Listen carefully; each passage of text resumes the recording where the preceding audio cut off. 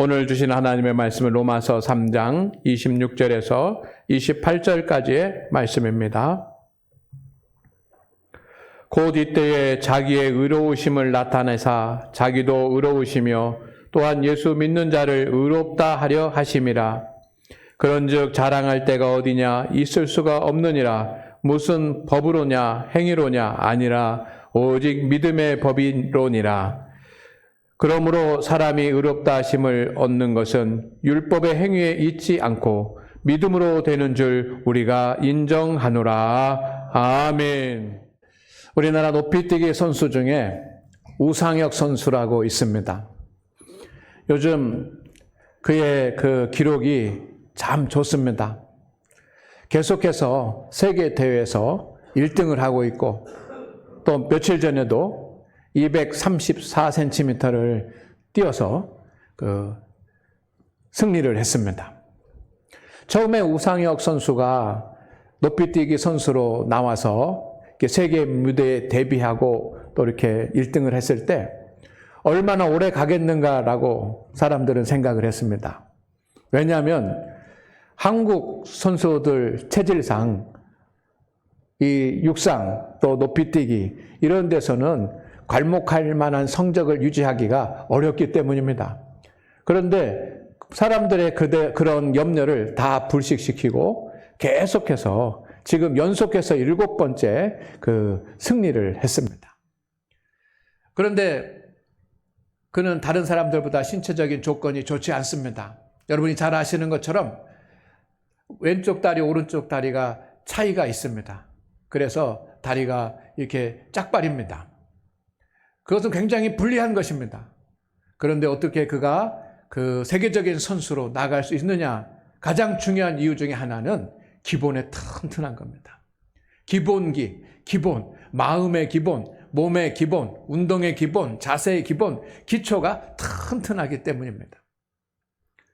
성도 여러분, 학생도 마찬가지입니다. 공부하는 학생이 공부를 잘 하려면 기초가 튼튼해야지만 됩니다. 기초 없이 열심히 한다고 공부가 되는 것 아닙니다. 또한 군인도 마찬가지입니다. 훌륭한 군인이 되고 또 전투력 있는 군인이 되려면 기초 훈련이 잘 돼 있어야지만 됩니다. 운동선수도 그렇고요. 신앙생활도 마찬가지입니다. 우리가 주님 앞에 서는 날까지 믿음의 경주를 흔들림 없이 하려면 믿음의 기초가 바로 서야지만 됩니다.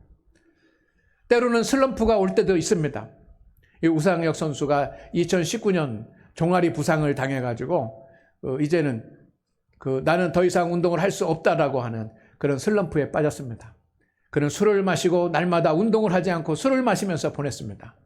그러나 코치하고 대화를 하는 중에 다시 재개하기로 하고 종아리가 부상을 입었지만 회복의 운동을 하고 기본기에 최선을 다해서 다시 기초를 다쳐 나갈 때 그는 부상을 겪고 일어선 줄로 믿습니다. 신앙생활도 마찬가지입니다. 오늘 우리 성도 여러분, 우리가 믿음 생활하면서 슬럼프도 올 수 있고 믿음이 연약해질 때도 있습니다. 그러나 우리의 믿음의 기초로 돌아가면, 신앙의 기초로 돌아가면 다시 우리 모든 성도들이 믿음 가운데 일어설 줄로 믿습니다. 그래서 앞으로 10주 동안 믿음의 기초, 신앙의 기초가 되는 10가지의 주제에 대해서 말씀을 드리려고 합니다. 혹시 어떤 이유 때문에 믿음이 연약해져 있는 성도님들이 계십니까? 아직 신앙생활을 오래 했지만 아직도 믿음을 갖지 못한 성도님들이 있습니까? 아니면 이제 열심히 더 큰 믿음으로 살아야지만 되겠다라고 소망하는 성도님들이 있습니까? 이 10주간 동안 함께 말씀을 나누고 기도하는 동안에 하나님의 자녀로서 우리의 모습을 성찰하고 그리고 우리의 약함이 있다고 한다면 회복하고 그래서 하나님의 은혜를 누리는 그런 복된 믿음의 성도로 설 수 있기를 주의 이름으로 축원을 드립니다. 첫 번째 말씀드릴 것은 믿음입니다. 첫 번째 주제는 믿음으로 정했습니다. 오늘 본문 말씀에 보면 믿는 자, 믿음의 법, 믿음이라는 단어가 나옵니다.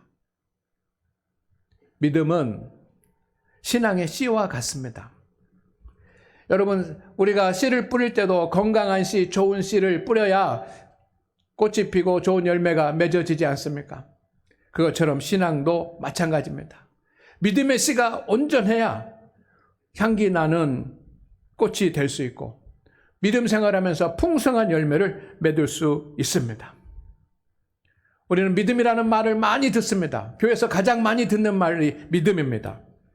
여러분이 생각하는 믿음은 무엇입니까? 우리는 때때로 믿음이 연약해졌다라고 말하고, 때로는 믿음이 없다라고 이야기하고, 때로는 내가 믿음을 가졌으면 좋겠다라고 말하고, 때로는 믿어지지가 않는다라고 말하기도 합니다. 그때 믿음이 무엇입니까? 믿음에 대해서는 1년을 얘기해도 모자랄 만큼 성경에 여러 가지 말씀들이 있습니다. 그러나 우리 모두가 알아야지만 되는 믿음은 무엇인가에 대해서 세 가지를 먼저 말씀을 드릴 텐데, 여러분들이 꼭 기억하고 이 믿음을 굳게 지킬 수 있기를 주의 이름으로 축원을 드립니다. 첫째는 믿음은 하나님을 인정하는 것입니다. 하나님을 믿지 않았던 사람, 하나님이 계시지 않았다고 했던 사람, 그런 사람들이 하나님이 계시다라고 하는 것을 인정하고 주님 앞에 나와서 하나님이 계신 것을 확신하는 것이 믿음입니다. 그래서 이제는 내 자신의 주를 예수 그리스도로 삼고 그 주님을 인정하고 신뢰하고 의지하면서 사는 것이 믿음인 줄로 믿습니다. 제가 아주 오래전에 저희 아버님 이야기를 좀 한 적이 있습니다. 저희 가족이 처음에 예수님을 믿게 된 그런 이야기입니다. 제가 초등학교 2학년 때 교회 전도사님이 복음을 전하셨습니다. 그런데 제가 똑똑히 기억을 합니다. 저희 아버지가 그 전도사님에게 뭐라고 말씀하냐면, 나는 주먹을 믿지 하나님을 믿지 않습니다. 주먹을 믿을지언정 하나님은 믿지 않을 것입니다. 라고 그렇게 얘기했습니다. 참 나쁜 말이죠. 어떻게 전도사님이 복음을 전하는데 안 믿으려면 안 믿겠습니다. 나중에 믿겠습니다. 이렇게 하면 될 것을 그렇게 하지 않고 뭐라고요? 나는 주먹을 믿지 하나님을 안 믿는다고. 그런데 어느 날 저희 아버지가 하나님을 인정했습니다. 하나님이 살아계신 것을 인정했습니다.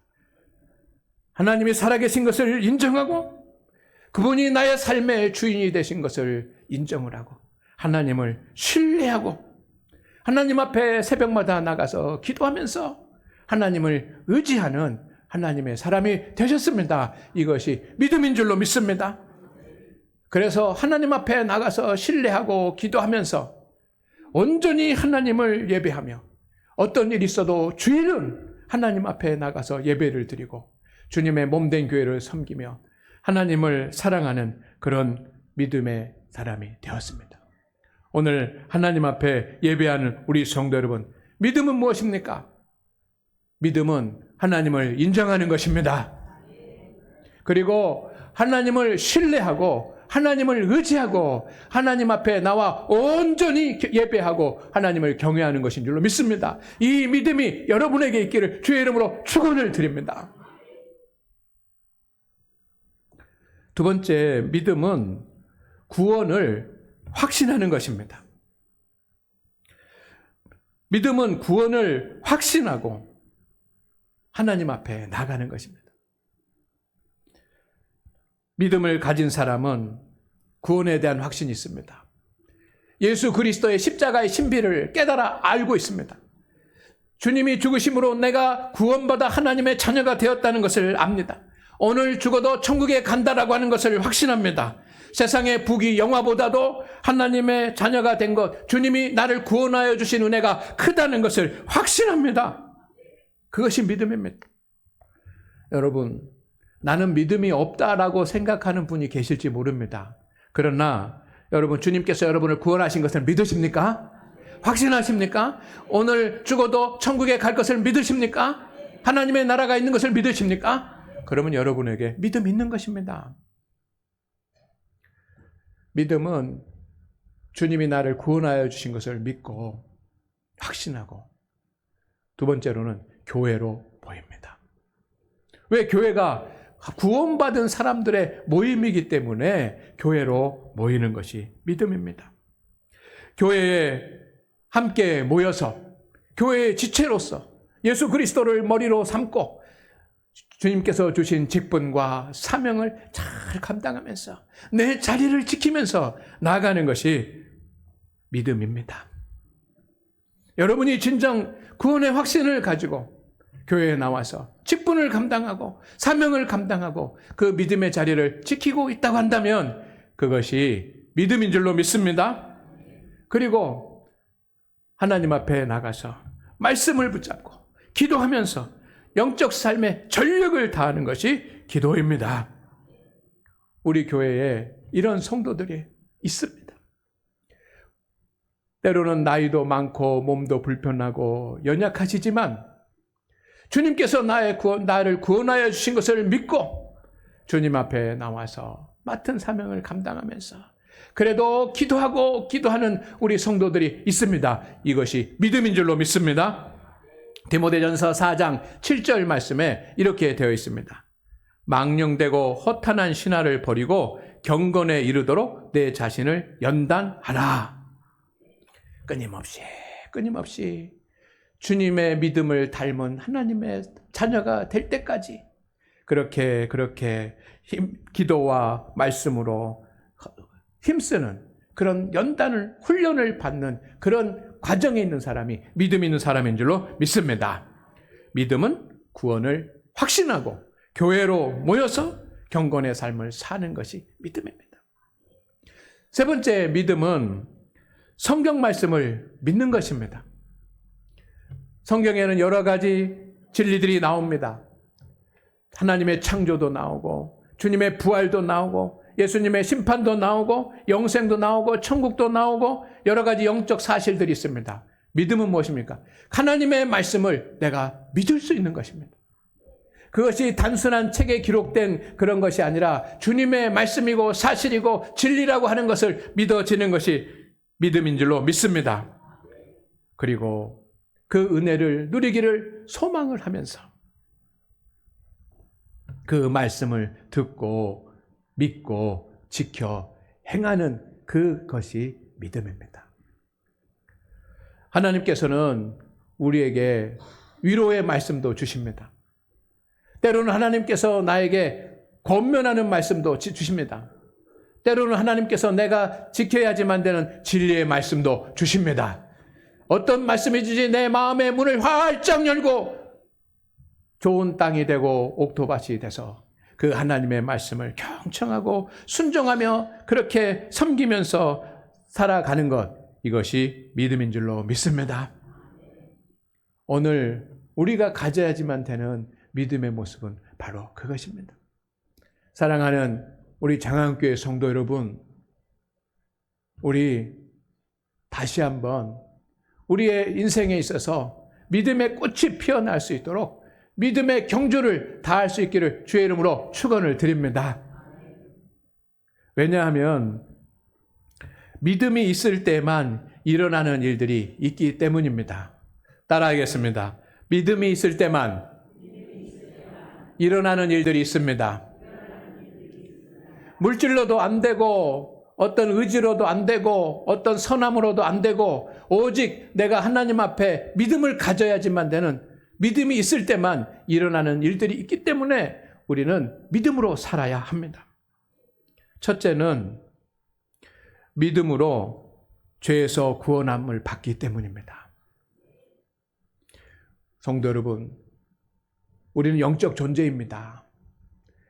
우리는 이 세상 100년 살다가 끝나는 인생들이 아니고 영원히 사는 영적 존재들입니다. 이 세상에서의 삶이 무너지면 다음 내세의 삶이 있습니다. 그 내세의 삶이 천국의 삶이 되려면 우리는 구원받아야지만 됩니다. 그런데 그 구원은 목사가 주는 것도 아니고 부모가 기도해 준다고 되는 것도 아니고 구원은 본인이 주님을 믿어야지만 구원받습니다. 그렇기 때문에 믿음으로 살아야지만 되는 거예요.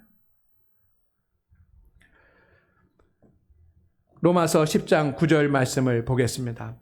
만일 내 입으로 예수를 주로 시인하며 또 하나님께서 그를 죽은 자 가운데서 살리신 것을 내 마음에 믿으면 구원을 받으리라. 입으로 시인해서만 구원을 받는 것이 아니고 마음으로 믿어야 구원을 받기 때문에 우리는 주님을 믿어야 합니다. 우리가 구원받지 못한다고 한다면 우리는 아무리 부유하게 살고 세상에서 아무리 좋은 옷을 입고 영광된 그런 삶을 산다고 할지라도 우리는 산 자가 아니라 사망 가운데 있는 자로에 지나지 않습니다. 우리가 구원받지 못했다고 한다면 우리는 아무리 똑똑하고 지식이 있고 세상의 것을 누린다고 할지라도 하나님의 자녀가 아니라 사탄의 자녀로 남는 것입니다. 아무리 세상에서 잘 산다고 하더라도 우리에게 믿음이 없어서 구원받지 못하면 우리는 천국에 가지 못하고 지옥에서 사는 사람이 될 수밖에 없습니다. 그런데 이것이 무엇으로 이루어지는 것입니까? 믿음으로 이루어지는 일인 줄로 믿습니다. 그렇기 때문에 우리는 믿음 가운데 서야지만 됩니다. 예수님 주위에 많은 사람들이 있었고 특별히 예수님 주위에 12제자가 있었습니다. 12제자 다 천국에 갔습니까? 12제자 중에 가룟 유다는 천국에 가지 못했습니다.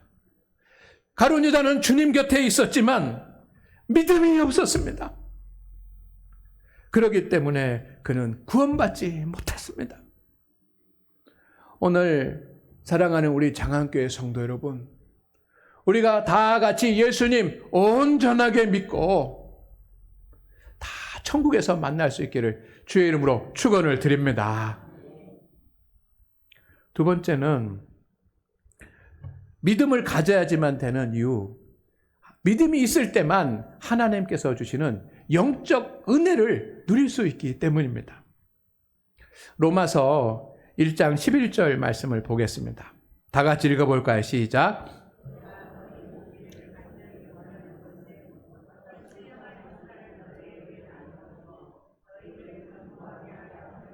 아멘. 사도 바울이 로마서를 쓰면서 서두에 로마서를 쓰는 이유를 말하는 과정에 있는 말씀입니다. 로마서를 쓰는 이유가 내가 너희에게 신령한 은사를 나눠주기 위함이라고 표현됐습니다.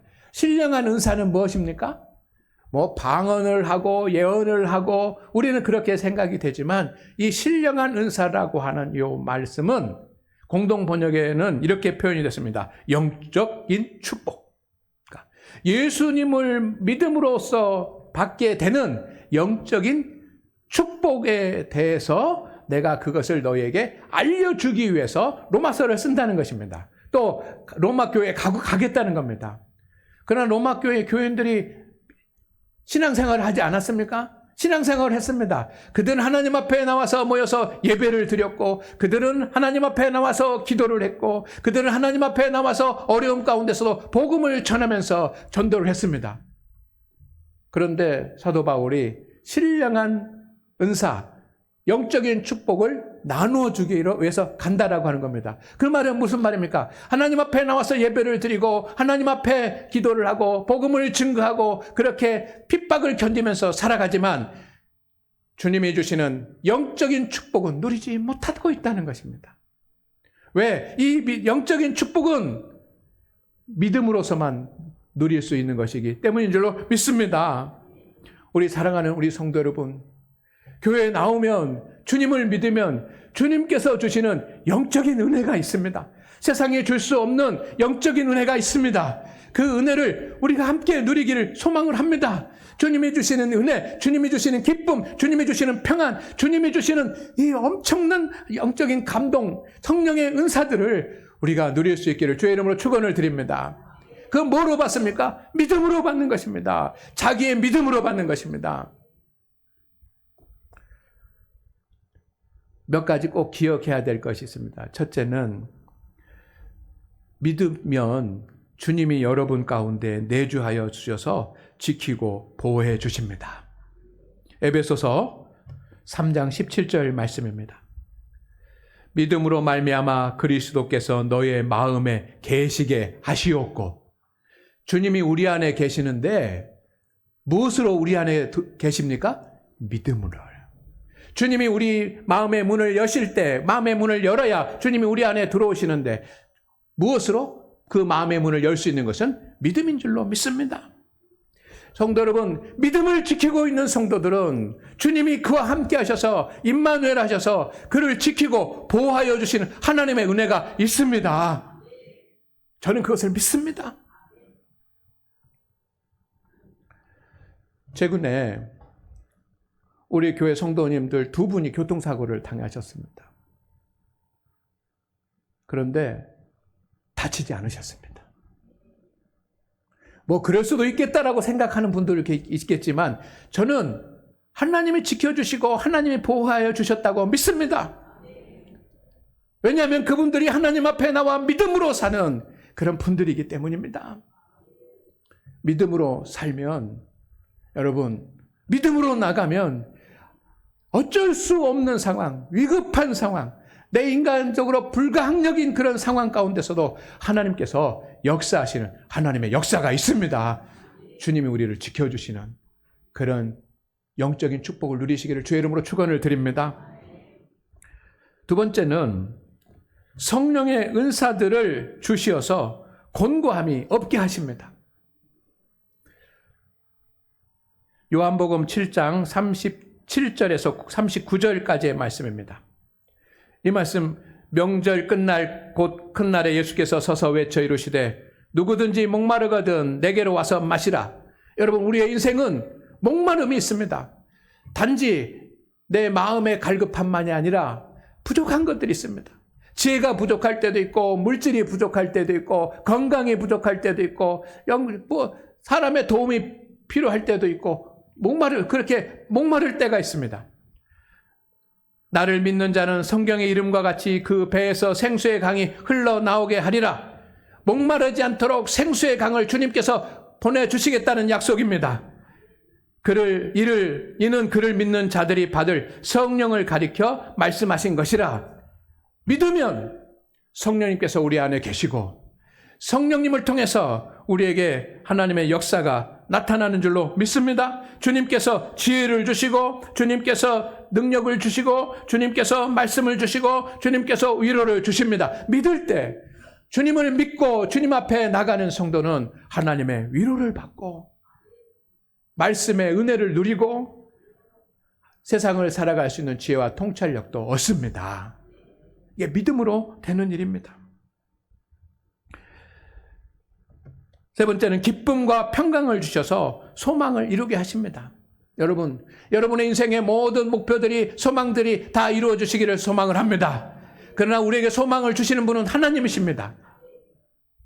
그 하나님의 소망을 주님께서는 우리에게 기쁨과 평안을 주셔서 이루도록 하십니다. 로마서 15장 13절 말씀입니다. 소망의 하나님이 우리에게 소망을 주시는 하나님이십니다. 아무리 소망의 빛이 보이지 않는다고 할지라도, 아무리 희망의 빛이 보이지 않는다고 할지라도 우리 주님께서 빛을 비춰주시면 그 사람에게는 소망이 있습니다. 살아날 수 있습니다. 회복될 수 있습니다. 승리할 수 있습니다. 그 소망을 주신 하나님이 믿음으로 나가는 사람에게는 기쁨을 주시고 평강을 주신다는 것입니다. 믿음 안에서. 그러면 여러분, 아무리 계획이 좋고 소망이 있는 사람도 그의 마음에 슬픔이 있고 그의 마음이 불안하면 그것을 이룰 수 없지 않습니까? 그런데 믿음으로 나가는 사람은 하나님께서 소망도 주시고 그에게 기쁨도 주시고 평강도 주셔서 소망을 넘치게 하시리라. 그 소망이 이루게 하시는 줄로 믿습니다. 오직 믿음을 통해서 이룰 수 있는 그런 일들이 있습니다. 그러니 우리 장안교회 성도 여러분, 믿음으로 다시 설 수 있기를 주의 이름으로 축원을 드립니다. 세 번째, 우리가 믿음을 가져야지만 되는 이유는 세상에서 모든 일을 감당하고 가장 행복한 삶을 살 수 있기 때문입니다. 믿음을 가진 성도들은 시련 중에도 다 이겼습니다. 믿음을 가진 성도들은 사탄의 유혹 가운데도 이겼습니다. 성경의 증거입니다. 그러나 믿음이 없으면 작은 시련에도 무너지고 믿음이 없으면 작은 유혹에도 무너졌습니다. 로마서 8장 37절 말씀입니다. 그러나 이 모든 일에 우리를 사랑하시는 이로 말미암아 우리가 어떻게 이기느니라? 넉넉히 이기느니라. 우리를 사랑하시는 이에 힘입어서 이기고도 남는다는 뜻입니다. 여러분 앞에 얼마나 어려운 일들이 있습니까? 자녀들에게 곤고한 일이 있습니까? 여러분 우리에게 숙제가 있습니까? 하나님께서 넉넉히 감당하고 이기게 하실 줄로 믿습니다. 누구에게? 믿음을 가진 사람에게 그렇게 하십니다. 삼성에서 핸드폰을 새로 만들었습니다. 뭐 G7인가 뭐 이렇게 제가 뭐 선전하는 건 아닙니다. 그 시계도 이렇게 워치도 새로 만들었어요. 그런데 여기에 들어간 기능 중에 아주 중요한 기능이 있는데 뭐냐면 AI 기능이에요. 그 시계를 차고 가다가 뭐가 어떻게 되지? 하고 물으면 이 시계가 이제 답을 해주는 그런 세상이 되어버렸습니다. 여기에 AI, 그 손목시계에다가도 AI를 집어넣었어요. 인공지능의 시대가 시작이 됐습니다. 저는 또 이렇게 몇 권의 책도 읽고 하면서 이것이 우리에게 정말 좋은 것일까라고 하는 그런 생각을 합니다. 이게 인공지능이 다 해주면 이제 지식이 필요 없는 세상이 되고 마는 거예요. 그러면 학원이 없어질 것입니다. 왜? 모르는 것을 물어봐야지만 되는데 이 AI한테 물어보면 더 잘 가르쳐 주거든요. 그냥 학원이 필요 없어지지 않겠습니까? 그러면 학교도 필요 없을지 모릅니다. 물어보면 다 나오는데 뭐. 그래서 학자들은 이 AI 시대가 되면 공부할 필요가 없는 시대가 된다라고 그렇게 말을 합니다. 그러면 이제 전혀 다른 세상이 오게 될 것입니다. 지금은 이 AI가 물으면 다 답을 해주지만 이제 이것이 더 이 정보가 커지고 많아져 가지고 그렇게 됐을 때 만약에 어떤 회사가 그것을 독점해 버린다거나 아니면 돈을 받고 해주는 것이라고 한다면 그 정보를 접하지 못한 사람들은 참으로 힘든 세상이 되고 말 겁니다. 제가 누구하고 통화를 했습니다. 그런데 어떤 분이 그러더라고요. 통화를 했는데 자기가 아는 사람이 변호사랍니다. 변호사면 얼마나 위대한 사람입니까? 돈도 잘 벌고 장래가 촉망난 사람인데 자기의 직업에 대해서 걱정을 하고 시험을 다시 봤답니다. 판사 시험을 봤답니다. 왜냐하면 이제 변호사도 굶는 시대가 올 것이다라고요. 왜? 이 AI한테 물어보면 변호사들보다 더 솔직하게 잘 얘기를 해주니까 뭐 그렇게 될 날은 아직도 멀었을지 모르지만 지금 이렇게 변해져 가는 것입니다. 그런데 성도 여러분, 사람들은 이제 지식의 시대에서 살았다고 하면서 새로운 시대가 올 거라고 그렇게 말하는데 저는 믿습니다. 지식의 시대가 아니더라도 우리가 염려하지 않을 것은 하나님을 믿는 그 믿음으로 사는 시대가 올 것입니다. 그리고 그 시대가 오고 있습니다. 믿음으로 사는 사람이 승리하고 믿음으로 사는 사람이 이기고 믿음으로 사는 사람이 존귀하게 되고 믿음으로 사는 사람이 하나님의 복을 받는 그런 시대가 올 줄로 믿습니다. 그런데 우리는 믿음이 있습니까? 앞에서 세 가지의 말씀을 드렸습니다. 믿음은 하나님을 인정하는 것이라고 말씀을 드렸습니다. 그러나 하나님을 인정하는 것만이 아니라 하나님과 교통하는 것입니다. 그리고 하나님을 온전히 섬기고 고백하는 행위입니다. 두 번째는 믿음은 구원에 대한 확신이라고 말씀을 드렸습니다. 근데 구원의 확신으로 끝나는 것이 아니라 구원받은 성도들이 교회로 함께 모여서 믿음의 생활에 경주를 다 하는 것이 믿음입니다. 함께 하는 것입니다. 혼자 하는 것이 아니라. 믿음은 무엇입니까? 성경 말씀을 믿고 그 말씀을 지켜 행하는 것이 믿음이라고 말씀을 드렸습니다. 그런데 왜 우리는 믿음이 연약할 수밖에 없고 잘 믿어지지 않고 믿음이 약하다고 하고 믿음 있는 사람을 보기가 어려운 것입니까? 믿음이 없는 이유가 있습니다. 첫째는 성령의 인도하심을 받지 못하기 때문입니다. 고린도전서 12장 3절 말씀을 보겠습니다. 성령으로 아니하고는 누구든지 예수를 주시라 할 수 없느니라. 말로는, 입술로는 예수님을 믿습니다라고 할 수 있습니다. 그러나 진심으로 주님을 주로 고백하는 것은 성령의 역사로 되는 줄로 믿습니다. 고린도전서 12장 9절 말씀입니다. 다른 사람에게는 같은 성령으로 믿음을 갖게 하는 것은 무엇입니까? 성령입니다. 믿음은 내 의지로 되는 것이 아닙니다. 말씀을 듣는다고 믿음이 생기는 것 아니고 성경을 또 읽는다고 믿음이 생기는 것이 아니라 거기에 성령께서 인도하여 주셔서 여러분이 성령의 인도하심을 받아야 믿음이 생기는 줄로 믿습니다. 여러분, 진정으로 믿음을 갖기를 원한다면 성령의 충만함을 받는 자리에 여러분이 엎드리시기를 주의 이름으로 축원을 드립니다. 그래야 우리가 믿음을 가질 수 있습니다. 두 번째는 우리가 믿음이 연약하고 믿음이 자라지 않는 이유는 철저한 회개가 없기 때문입니다. 마태복음 11장 20절 말씀입니다. 예수께서 권능을 가장 많이 행하신 고을들이 회개하지 아니하므로 그때에 책망하시되, 주님이 어떤 마을에 가서 많은 기적과 이적을 행하셨던 것 같습니다. 가장 많이 행하셨다 그럽니다. 그런데 주님께서 이적을 행하시고 기적을 행하시면 예수님을 믿어야 될 것 아닙니까? 주님을 주로 믿어야지만 될 것 아닙니까? 그런데 많은 기적을 행하였어도 그 사람들이 예수님을 믿지 않습니다. 뭐가 없기 때문에? 뭐가 없기 때문입니까? 뭐가 없기 때문입니까? 회개하지 않기 때문이에요. 회개하지 않기 때문에 믿음을 가질 수 없는 겁니다.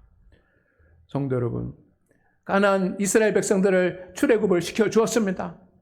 그러나 그들이 믿음이 없었던 이유는 하나님의 은혜와 하나님의 복은 받지만 회개할 수 없었기 때문이에요. 회개를 통해서 우리의 심령이 하나님의 성전으로 준비될 때 믿음이 생깁니다. 믿음이 자랍니다. 믿음이 성숙해집니다. 큰 믿음의 성도가 되기를 원한다고 한다면 여러분, 우리 모두가 다 주님 앞에 회개하며 통회하며 나아가야 될 줄로 믿습니다. 그때 우리는 믿음의 용사들이 될 것입니다. 마지막으로 세 번째, 영적 성장을 사모하지 않기 때문입니다. 베드로전서 3장 18절 말씀입니다. 오직 우리 주 곧 구주 예수 그리스도의 은혜와 그를 아는 지식에서 자라가라. 영광이 이제와 영원한 날까지 그에게 있을지어다. 우리의 가장 큰 인생의 목표는 영적으로 성장해서 예수 그리스도를 닮은 사람이 되는 것입니다. 그 예수 그리스도를 닮은 사람이 되려면 믿음이 있어야지만 됩니다. 그 믿음을 가지려면 우리가 영적인 성장을 사모해야 될 줄로 믿습니다. 세상에서 문제가 해결되고 세상 자녀들이 잘 되고 또 내가 쉼을 얻고 내가 안식을 얻고 내가 부유하게 되고 내가 승리하고 하는 것도 소망을 해야 되지만 우리의 마음 가운데 하나님, 나로 하여금 예수님 닮은 하나님의 사람이 될 수 있는 믿음을 주옵소서라고 하는 간절한 사모함이 있어야 될 줄로 믿습니다. 그 사모함이 없기 때문에 우리에게 믿음이 연약한 것입니다. 성도 여러분, 하나님께서 오직 믿음만 보십니다. 다른 것 안 보십니다. 직분자들도 마찬가지입니다. 주님의 믿음만 보십니다. 초신자도 마찬가지입니다. 믿음만 보십니다. 여러분, 믿음의 예복이 준비되셨습니까? 저는 항상 목사라고 하는 직분을 감당하면서 나는 합당한 믿음의 사람인가라고 하는 것을 생각을 합니다. 예수님 곁에 한 사람이 있었습니다. 가장 가까이 있었던 사람이 있습니다. 그가 누구냐면 베드로입니다. 그렇다고 한다면 예수님 곁에 가장 가까이 있어야 했던 베드로는 큰 믿음의 사람이 돼야지만 됐을 것입니다. 그런데 주님께서 베드로를 책망하십니다. 이 믿음이 적은 자야. 주님께서 무리를 걸어오실 때 베드로가 저도 걷게 하여 주시옵소서라고 무리를 걸었습니다. 그때 무리를 걷다가 베드로가 예수님을 바라보지 않고 풍랑을 바라봤습니다. 그러면서 물속에 빠져갔습니다. 아이고 죽겠다, 아이고 죽겠다, 살려주세요라고 막 그 소리를 지를 때 주님이 말씀하셨다. 이 믿음이 적은 자요. 믿음이 적은 자요. 어떻게 주님 곁에 가장 가까이 있었던 사람이 주님의 믿음이 적은 자라고 책망을 받습니까? 그런데 주님께서 믿음이 큰 자라고 칭찬하셨던 사람이 있습니다. 이만한 믿음을 이스라엘에서 보지 못했다라고 칭찬했던 사람이 있습니다. 그가 백부장입니다. 백부장은 예수님을 만난 적이 없습니다. 소문으로만 들었습니다. 그가 위대하신 하나님의 아들이신 것을 마음으로 믿었습니다. 그래서 어느 날 주님을 찾아옵니다. 자기의 종이 죽게 되었는데 살려달라고 예수님을 찾아옵니다. 그때 주님께서 가자라고 말씀하셨대. 아닙니다. 오지 마십시오. 그냥 주님은 말씀만 하셔도 내 종이 낫겠는데 뭐 어떻게 여기까지 오시려고 합니까? 라고 말했을 때 예수님이 이만한 믿음을 이스라엘에서 보지 못했다라고. 오늘 사랑하는 우리 성도 여러분, 우리는 주님 곁에 가장 가까이 있으면서도 가장 큰 믿음의 성도들이 될 수 있기를 주의 이름으로 축원을 드립니다. 하나님 아버지, 우리 성도들이 믿음으로 다시 서게 하여 주시고 믿음의 불꽃이 다시 타오르게 하여 주시옵소서. 믿음으로 하나님께서 주시는 놀라운 은혜들을 누리게 하여 주시옵소서. 믿음으로 주님이 예비하신 복을 받게 하여 주시옵소서.